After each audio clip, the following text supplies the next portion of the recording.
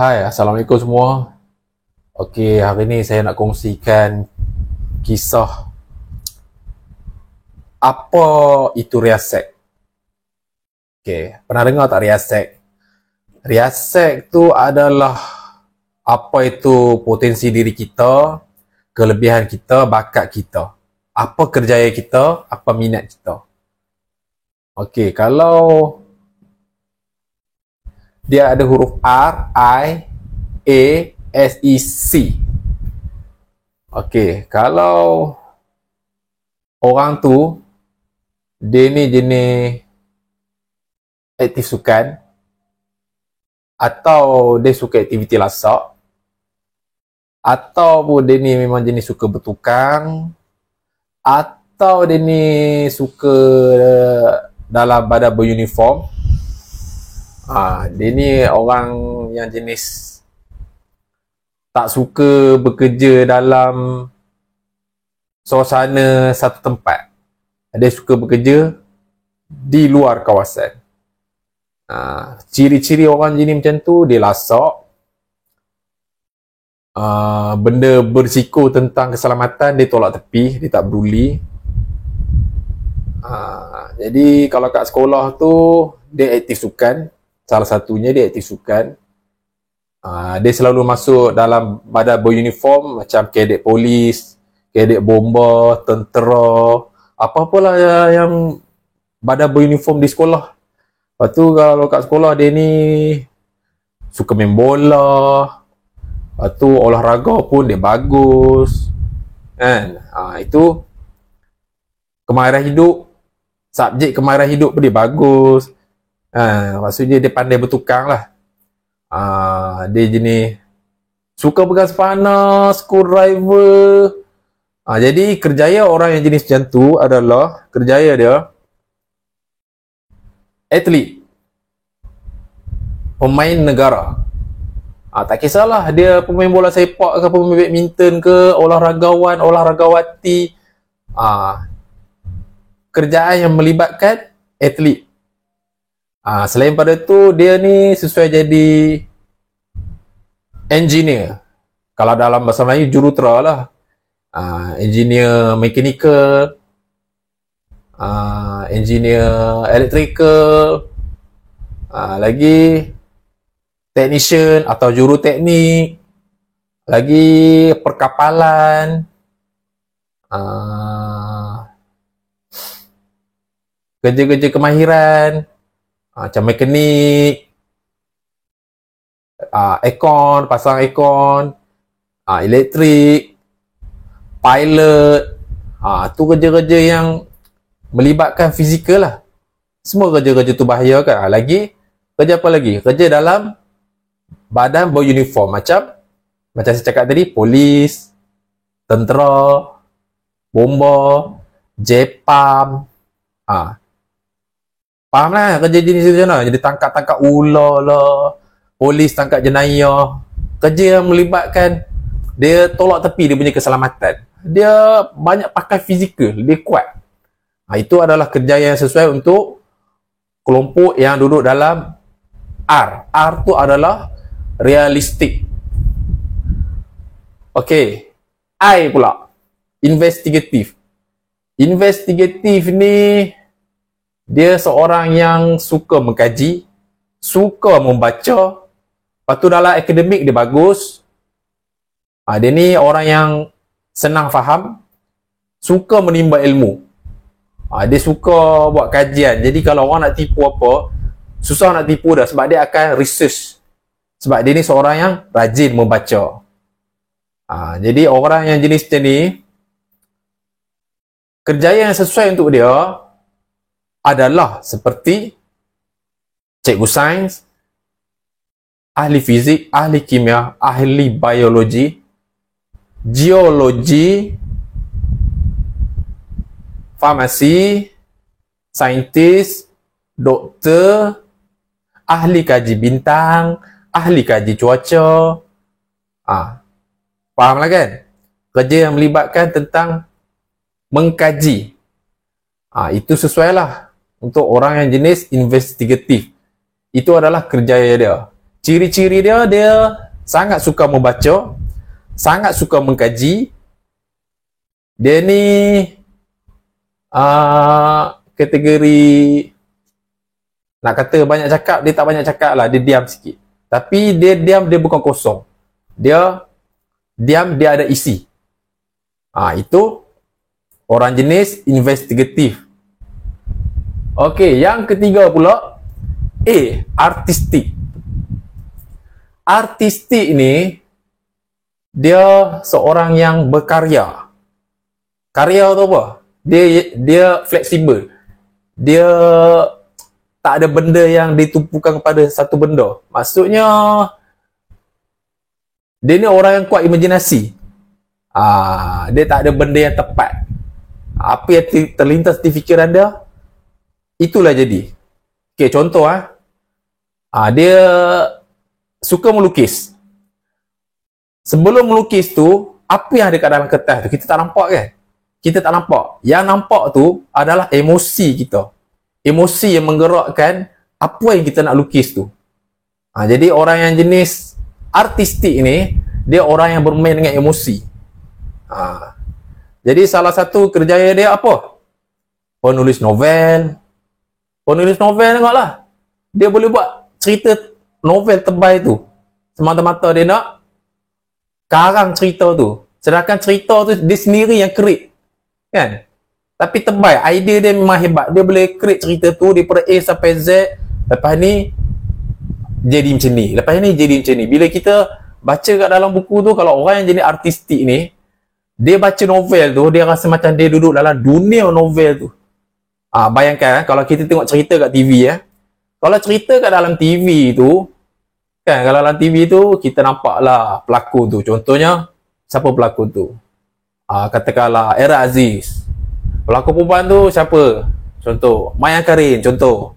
Okey, kita dah nampak situasi hero Era Aziz macam tu rupa dia.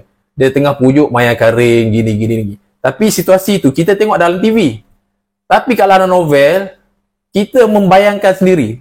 Itulah orang kata emosi. Kita baca novel tu, kita boleh rasa nak menangis macam kita duduk dalam buku tu. Sebab saya sendiri baca novel, saya sendiri rasa saya duduk dalam buku tu. Bayangkan kalau dalam novel kan, dia tulis macam ni. Tidak kusangka rupa-rupanya suamiku juga menaruh perasaan terhadapku. Cuma dia tidak pernah tunjuk. Bayangkan situasi tu, katakanlah si isteri tu tengah demam. Selama ni suami dia asyik nak marah dia, tapi sekali tu isteri tengah demam dan dia kebetulan suami dia masuk bilik dan isteri dia tu berpura-pura tidur. Lepas tu suami dia pun dalam novel dia tulis lah, suamiku mengambil kain basah dan mengelapkan ke atas dahiku ketika aku sedang tidur. Aku berpura-pura tidur ketika itu. Kerana aku kurang sihat. Tapi dalam masa yang sama, aku terpaksa berpura-pura tidur kerana aku ingin melihat apakah suamiku akan lakukan terhadap diriku yang dalam keadaan tidak sihat. Jadi dia tu dekat dalam novel tu dia karang lah. Tidak kusangka suamiku dalam diam-diam, dalam garang-garangnya, dia sebenarnya mengambil berat terhadap diriku. Secara tak langsung setelah suamiku keluar daripada bilik, air mataku membasahi pipi.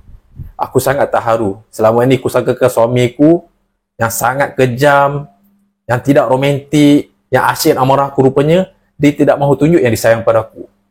Sekarang baru aku faham yang suamiku sebenarnya menyayangiku, tapi dia tak nak tunjuk. Boleh nampak situasi itu? Itulah ciri-ciri artistik. Lagi artistik ni, apa kerjaya dia lagi? Kerjaya dia pengarah filem. Nak buat cerita, kena ada idea. Kan? Lagi komposer, orang yang cipta lagu tu. Mana dia dapat idea nak cipta lagu tu semua tu? Dia kenalah pandai main alat muzik dulu. Memang belajar alat muzik ni, dia kena faham kod dulu. Lepas dia dah faham kod gitar tu pun semua, dia boleh buat lagu. Bila boleh buat lagu, macam-macam idea dia sentiasa ada. Kan benda tu kan kita punya emosi kita sendiri yang terpancar mengeluarkan idea apa kau nak buat lagu ni. Lagu ni mengisahkan jalan cerita sedih. Bila jalan cerita sedih, melodi dia kena gini. Jadi itulah orang jenis artistik. Dia banyak idea. Dia orang jenis seni. Dia banyak bermain dengan emosi.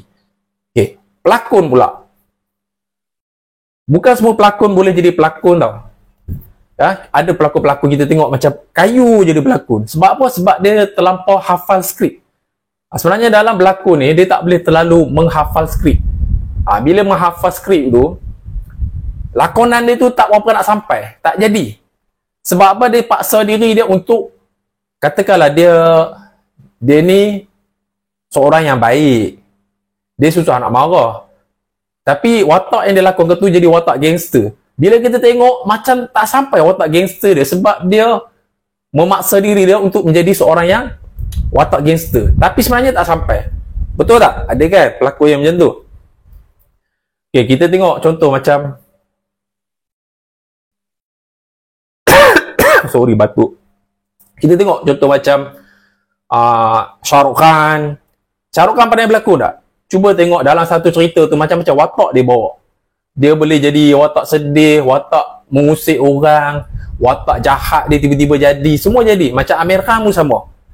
Semua watak dia bawa sampai. Padahal muka macam tu, tak payah nak buat rambut perang lah, rambut panjang lah, panjang sini lah, bertocok-tocang, bersanggu-sanggu macam tu, pakai spek, jahat gila. Nak tunjuk tattoo pun semua, tak payah. Ekspresi dia hanya muka dia saja. Bila kita datang daripada hati, automatik dia terpancar kat muka. Kan orang kata, air muka seseorang tu kita boleh nampak. Jadi pelakon yang hebat, dia nak berlakon tu bukan sebab dia seorang yang panas baran ke apa kan. Tapi dia menjiwai watak itu. Dia cuma menyampaikan watak itu secara berkesan. Kalau dia bawa watak sedih, dia kalau keluar mata buat-buat tu kita boleh nampak jenis buat-buat. Kadang-kadang tu kita tengok orang yang pandai berlakon, cara dia cakap tu pun kita tengok dia keluar mata, nampak original. Kalau kita sendiri yang tengok boleh nangis, maksudnya watak yang dia bawa tu sampai. Dia berjaya membawa emosi dia untuk watak itu. Dan emosi dia sampai kepada kita, kita pun boleh menangis tengok watak yang dia lakonkan tu. Watak sedih dia lakukan, dia boleh menangis, kita pun boleh menangis sekali. Itu tandanya watak dia sampai. Okey, itu artistik. Apa lagi kerja artistik? Arkitek, grafik designer, seni. Kira seni ni kira seniman lah. Seniman, seniwati, wartawan hiburan, pengacara, pencipta lagu. Itu orang jenis artistik. Okey, yang seterusnya, S, social. Social ni, dia ni jenis suka buat benda-benda kebajikan. Dia suka menolong orang. Dia ni rajin. Kalau apa-apa pun, dia tolong orang dengan ikhlas.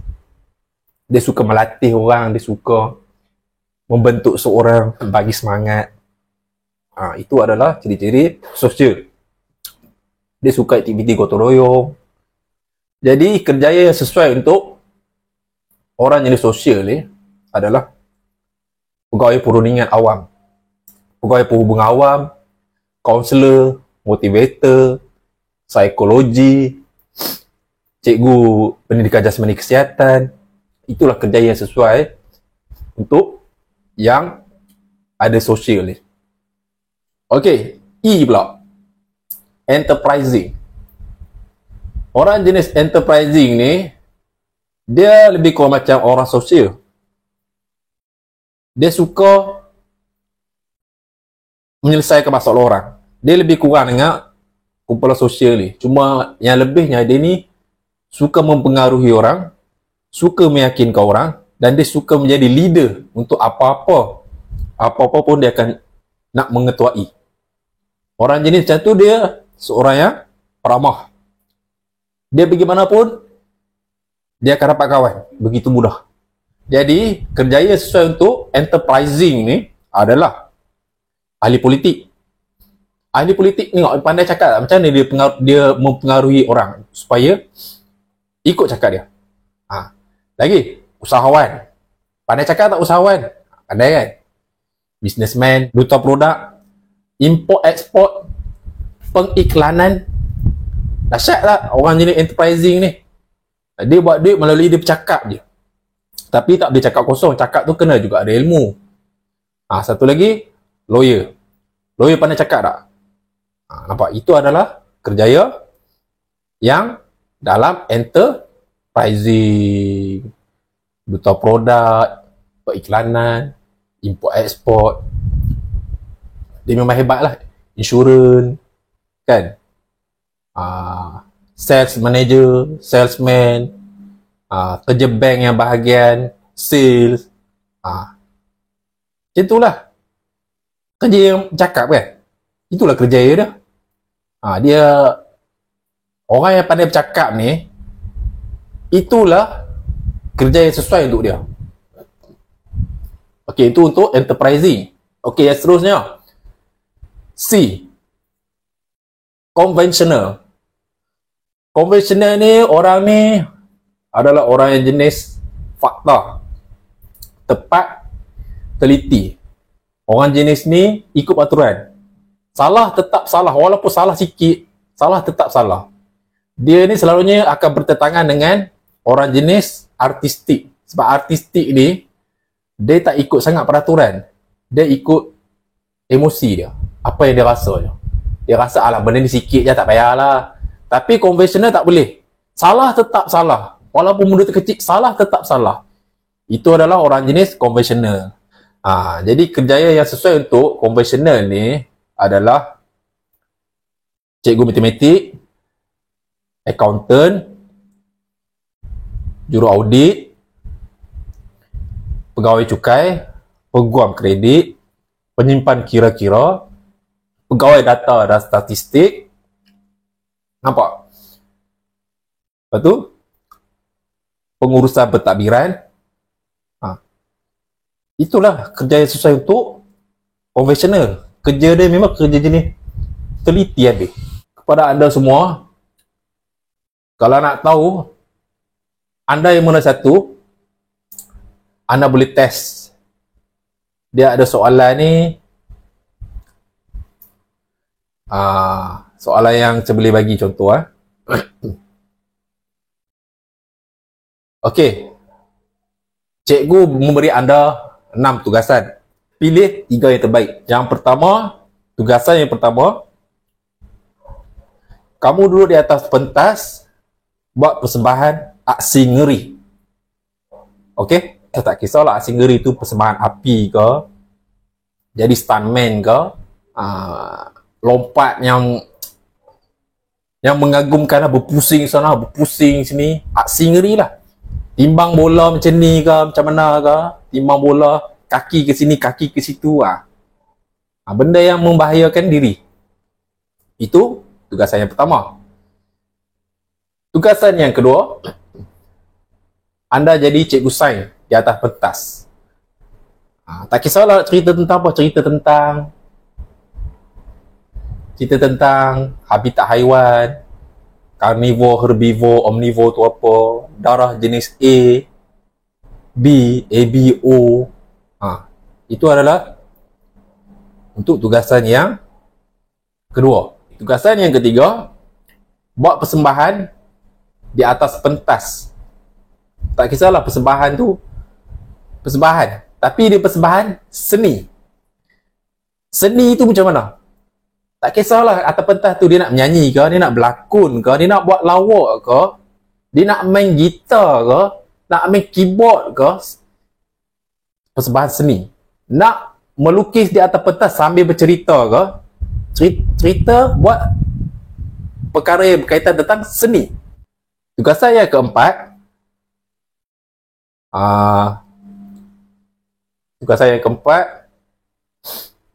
jadi juru acara. Dekat pentas tu jadi juru acara, anjurkan majlis itu dengan baik, dengan protokol. Lepas tu cuba melatih dan memupuk seorang itu. Melatih dia, selain pada juru acara, dia boleh, benda yang boleh melatih seseorang itu. Macam guide lah. Tapi senang cerita saya bagi jadi juruacara lah, pengerusi majlis lah. Macam itulah senang cerita kan. Tugasan yang kelima, duduk di atas pentas, cerita tentang perkembangan ekonomi negara kita. Cerita sehingga boleh mempengaruhi semua orang. Tak kisahlah nak cerita pasal apa, ekonomi negara kita ke negara luar ke, tapi cerita dengan penuh meyakinkan. Itu yang kelima. Tugasan kelima. Tugasan yang keenam, selesaikan beberapa soalan matematik di atas pentas. Pilihlah antara 6 tu, mana yang terbaik. Katakanlah yang pilih R, yang mula-mula tadi tu, yang R singgeri.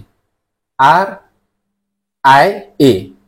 Okey, dia ada 3 kerja yang sesuai lah. Kalau ada R, I, A, R tu realistik. Realistik ni, kerja yang sesuai macam saya cakap tadi ya. JEPA, bomba, tentera, polis, atlet,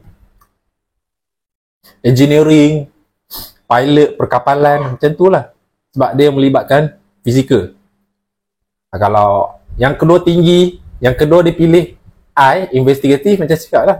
Saintis, doktor, ahli kaji bumi, ahli kaji cuaca, ahli fizik, ahli kimia, ahli biologi, geologi. Kan? Kalau pilihan ketiga dia artistik, jadi orang seni lah. Faham kan orang seni tu macam mana kan? Dia benda yang dia tak nampak, benda yang dia kabur. Emosi ni dia benda main dengan benda seni lah. Saya ni saya suka mengkaji tau. Mengkaji satu benda tu. Kadang-kadang saya terfikir, macam mana orang boleh terfikir tayar tu dia buat dia perbulat? Macam mana orang boleh terfikir tayar tu boleh digeser ke dekat atas tau? Mana dapat perkataan tayar tu? Saya selalu kadang-kadang saya terfikir. Jadi, contoh saya nak tahu tentang habitat haiwan ni, haiwan tu saya kaji. Reptilia tu macam mana, herbivore. Saya suka mengkaji. Tu saya rasa benda yang saya minat, saya baca lah. Lepas tu saya ni ada saya ada artistik. Saya ni suka benda-benda seni. Saya boleh melukis, saya pandai melukis. Bukan nak puji diri sendiri, tapi saya ni kalau kat sekolah lah kan, saya lukis muka The Rock sebiji, The Rock, Undertaker sebiji. Orang lain tak boleh lukis macam tu, saya seorang je boleh. Saya boleh declare diri saya ni saya pandai melukis. Saya memang daripada kecil saya memang suka melukis. Jadi minat melukis tu turun pada anak. Anak saya pun suka melukis juga. Lepas tu saya ni suka berangan. Orang jenis artistik ni dia suka berangan. Ada je idea dia nak buat. Idea dia buat benda tu, idea dia buat benda ni. Lepas tu kadang suka termenung. Tapi dia bukan termenung kosong. Dia termenung tu, termenung kadang-kadang tu termenung benda yang tak berfaedah pun. Kadang-kadang termenung macam mana orang boleh gini-gini, orang boleh jadi gini, orang boleh jadi gini. Lepas tu saya pergi, kalau dia dengar lagu tu, saya dalam sama saya dengar lagu, saya kaji. Saya suka kaji macam mana orang boleh terfikir nak buat gitar tu. Saya search lah. Orang nak buat keyboard tu daripada piano tukar pada keyboard. Macam mana saya carilah benda-benda tu Lagi saya ni jenis suka mempengaruhi orang juga. Social tu saya ada juga. Social tu saya ada sikit. Social dengan enterprising tu adalah dalam lebih kurang lah. Tapi saya enterprising ni sebab saya tak minat bab suka macam berniaga lah. Sebab berniaga ni dia risiko. Dia risiko dari segi tak tentu kan duit. Kadang naik, kadang tu. Kalau naik bencana, kalau turun. Jadi saya tak berani berisiko itu. Tapi untuk meyakinkan dan mempengaruhi orang, saya okey, tak ada masalah. Tapi untuk nak duduk dalam kerjaya bisnes, saya tak berani. Sebab saya tak berani ambil risiko. Benda tu memang kena berani. Itu cerita tentang diri saya lah. Okey. Lagi apa contoh yang saya boleh bagi ya? Katakanlah ada spanner. Yang kedua ada kantor. Yang ketiga ada pensel dan kertas lukisan. Yang keempat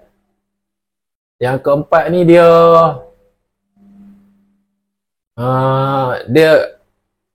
dia pergi jumpa orang.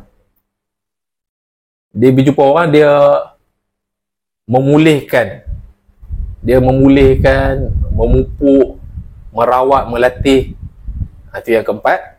Yang kelima, dia mempengaruhi, dia bercerita, dia menyampaikan, kan? Itu yang kelima. Yang keenam, dia suka buat latihan matematik. Latihan matematik, selesaikan matematik, lepas tu dia nak benda yang tepat. Pilihlah anda yang dalam 6 tu yang mana.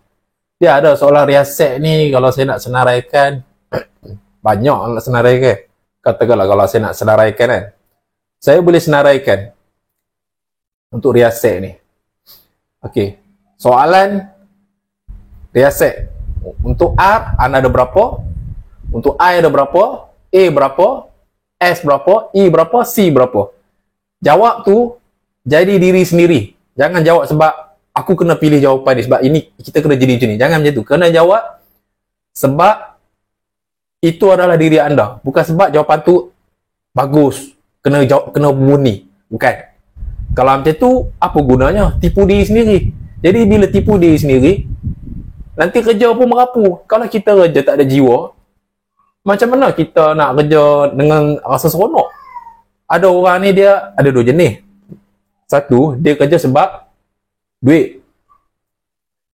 Tapi dia tak ada jiwa dengan kerja tu. Tapi dalam hidup dia, yang penting adalah duit. Orang sosial kedua ni, dia tak fikir sangat pasal duit. Tapi yang penting kerja yang dia buat tu, dia akan rasa seronok hari-hari. Walaupun duit tak seberapa. Atas pada orang tu. Macam saya pilih kerja yang saya rasa saya seronok nak buat lah. Baik, bila kalau macam saya lah, kalau saya pilih kerja yang gaji banyak, tapi saya tak ada jiwa, hari-hari saya akan pergi kerja dengan keadaan stres. Itu untuk saya lah. Tapi untuk orang yang pilih kerja yang dia memang tak ada jiwa, tapi dia fikir duit. This time for money. Dalam hidup dia, aku nak duit ni, aku nak duit ni. Itu atas pada dia lah. Kalau dia suka macam tu, dia suka macam tu, ikut suka dia lah. Macam mana, kita jangan halang sebab minat ni masing-masing kan. Kita tak boleh nak halang apa benda yang orang suka kan. Kita hormat aja. Orang pun janganlah halang. Kau ni sampai bila kau nak kerja macam ni je, macam ni kan.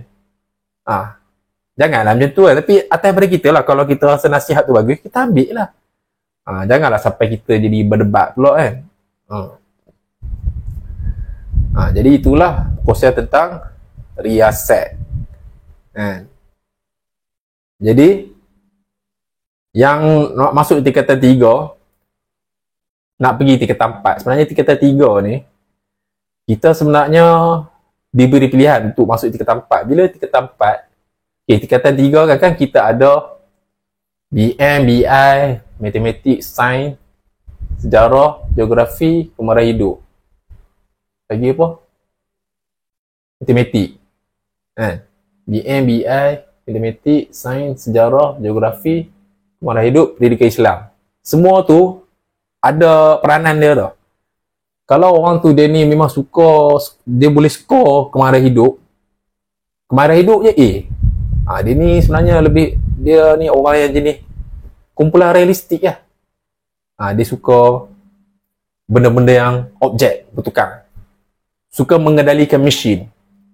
Lepas tu kalau kat sekolah pula, dia aktif sukan.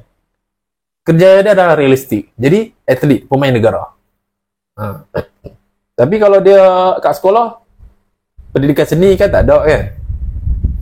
Kalau kat kelas tu ada subjek pendidikan seni, dia lukis paling cantik. Sebenarnya itulah kerja dia dah, seni. Jadi bila dah nak masuk U nanti, pilihlah kerja yang berkaitan tentang seni. Kalau dia orang yang jenis skor matematik, dia kenalah jadi bahagian-bahagian tu, accountant, juru audit, kerja yang melibatkan perkara yang teliti. Selebihnya tengok pula dekat luar dia macam mana.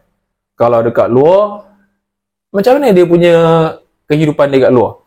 Dia berkawan dengan orang macam mana? Dia jenis tak kerti duduk diam ke? Dia memang jenis duduk diam ke kat sekolah? Dia memang ikut peraturan ke? Dia kejap ikut peraturan, tak ikut peraturan ke? Itu pun sebenarnya main peranan juga. Jadi inilah kongsikan untuk anda semua supaya kita tak salah pilih kerjaya kita. Okay? Apa pun memang setiap yang kita kerja ni rezeki Allah bagi, betul. Tapi kita ada jalan untuk kita pilih apa kerja yang kita nak. Okay? Jadi jangan sia-siakan. Kalau kita dah terlepas, jangan lupa kita bagi pada anak-anak kita. Anak-anak kita ni kalau kita boleh dedahkan dia pada akademik sebab ilmu tu penting. Tapi dalam masa yang sama kita tengok apa bakat dia. Katakanlah anak tu dia suka sangat pasang benda ni, buka benda ni, pasang balik. Situ dah nampak dah dia orang jenis realistik, orang yang jenis suka bertukang. Kita kalau dia minat benda tu, kita bagi galakan. Bagi je galakan, tapi suruhlah dia baca buku juga. Sebab SPM tu tiket. Memanglah ada orang cakap orang tak ada SPM pun boleh berjaya. Memang. Tapi saya tak setuju kalau orang kata macam tu. Sebab kita digalakkan untuk menimba ilmu. Ilmu kita sentiasa kena ada. Lepas pada SPM, terpulanglah dia nak masuk belajar benda apa. Sebab tu apa pun habis ke sekolah sampai tingkatan 5. Dalam tempoh form 1 sampai form 5 tu rajin-rajin galah belajar baca buku. Sebab kadang-kadang minat kita ni berubah. Katakanlah masa kita tingkatan 1 dulu kita minat gini. Dah lepas SPM, tiba-tiba dia minat kod lain. Bila minat kod lain lah subjek aku ni teruk. Katakanlah masa tu dia minat nak jadi accountant, tapi matematik dia teruk, fail. Macam mana? Jadi bila dah fail, dia kena ulang balik lah. Macam tu lah. Katakanlah orang ni dia minat nak jadi bahagian-bahagian uniform, tapi result dia teruk sangat. Bila teruk sangat, kena mengulang balik lah, bagi cantik balik result dia. Jadi macam tu lah. Apa pun SPM tu adalah tiket untuk kita ke mana-mana. Selebihnya rezeki kita. Allah dah atur dah kita punya rezeki macam mana, tapi kita boleh pilih. Kita boleh memilih. Memanglah kalau semua kerja hebat-hebat, siapa pula nak kerja bawah-bawah ni? Kalau semua orang nak jadi doktor, apa jadi yang lain-lain? Tak ada lah shopping komplek, tak ada lah bengkel, kan? Tak ada lah kedai elektronik, kedai TV, semua tak ada lah. Macam mana pula kalau semua orang yang nak jadi cikgu? Semua jadi cikgu, habis yang lain jadi apa? Kalau semua orang nak jadi polis, semua jadi polis, yang lain tu nak jadi apa? Habis. Siapa pula nak kerja cleaner? Kan? Siapa pula nak kerja driver? Kan? Siapa pula nak jadi office boy? Siapa nak jadi? Jadi itulah. Ada orang ni, otak dia dah diberikan kelebihan kat situ. Ada orang ni, dia kurang sikit. Tapi katakanlah semua tu memang pandai, siapa pula nak buat kerja-kerja kat hotel ni? Kerja-kerja kat hotel ni, housekeeping hotel. Siapa pula nak buat kerja tu? Siapa pula nak bersihkan majlis pembadaran tu kalau tak ada orang-orang jadi macam tu? Kan, kita janganlah sampai menghina kan. Tapi kita digalakkan untuk cuba yang terbaik untuk diri kita. Okey, sampai situ saja. Semoga video ni bermanfaat untuk anda semua. Kalau untuk diri kita dah lepas, anak-anak kita ada lagi. Okey, kita kena sentiasa pantau apa bakat dan kebolehan anak kita. Bagi dia galakan. Jangan kita paksa, hang kena kerja macam ni juga, macam abah juga. Jangan. Nanti jiwa dia memberontak. Baca buku, kita suruh je dia baca buku. Last sekali dia akan pilih kerjaya dia sendiri. bagi result elok, barulah dia kata buka minda. Oh, nasib baiklah aku study dulu. Aku minat benda ni. Nasib baik. Contoh macam tu lah. Okey, sampai situ saja. Semoga bermanfaat untuk anda semua. Saya undur diri. Bye-bye. Assalamualaikum.